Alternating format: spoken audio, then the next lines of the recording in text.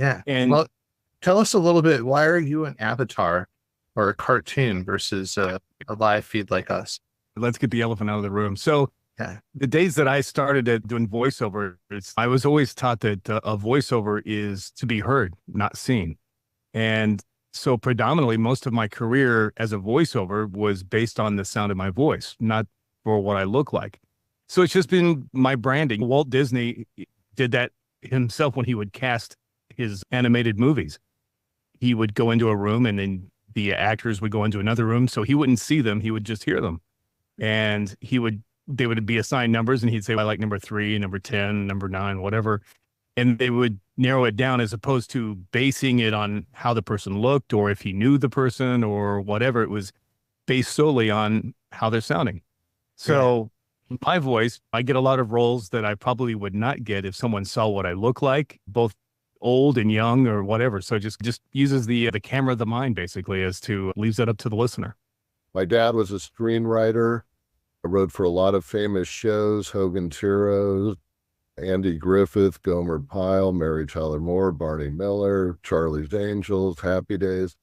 I was always a big sports fan. I always wanted to be a sportscaster. My parents were very into current events, so I wanted to be a newscaster too. So I got my degree in broadcasting, but around the time I was getting my degree, a lot of my classmates that I went to a school with in Malibu, people like Charlie Sheen and Rob Lowe were making it big time. And I think I'm going to stick around to LA a little bit and try the acting thing.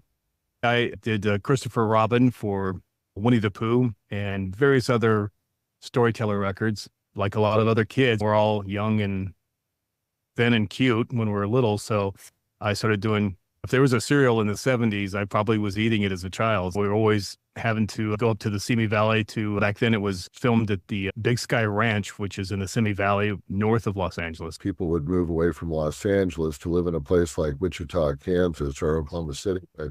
I was doing a story today for a local PBS show that I freelance for, and it was quite a drive, but it was a relaxing drive because there was so much open farmland. I spent my summers in northern Michigan because, again, as I mentioned earlier, my dad was from Ohio, and a lot of people from Ohio found this little area up in northern Michigan by Mackinac Island. A lot of people know Mackinac Island.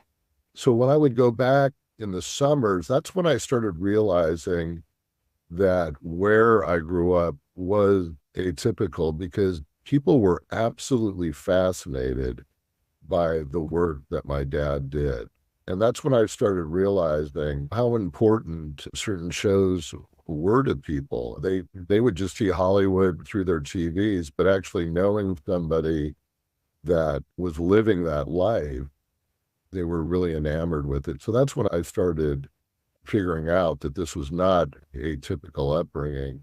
I think like what you said earlier, bringing the humanity to what we've done was just, I didn't choose how I grew up and neither did Anthony, but we were hit the lottery as far as having the right parents at the right time. A lot of playing tennis with Rod Steiger. Oh, people have always told me I have a great voice, but that's about 1/1,000,000th of what it takes. In those days, if we filmed at the NBC or wherever we were filming a TV show, it was just pure mayhem, but not on Michael Landon's set because he'd been a child actor. So he knew that he knew what kind of mayhem could happen if we were not on the set blocking and rehearsing lines